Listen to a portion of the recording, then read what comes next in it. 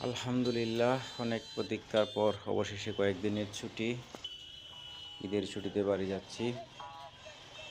সবাই নিরাপদে বাড়ি যান সেই দোয়া করি।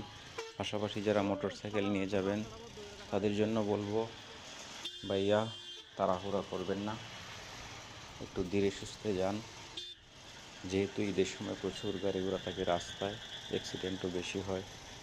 আর বিশেষ করে যারা এই যে অটো রিকশা রয়েছে তাদের একটু সম্মান দিয়ে যাবেন, কারণ বাংলাদেশে বর্তমানে অ্যাক্সিডেন্টের অন্যতম কারণ হচ্ছে এই অটো রিকশা, যারা বেশিরভাগই নিয়মকানুন মানে না।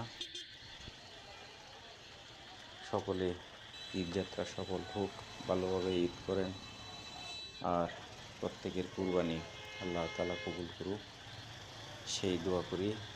আমার জন্য সবাই দোয়া করবেন।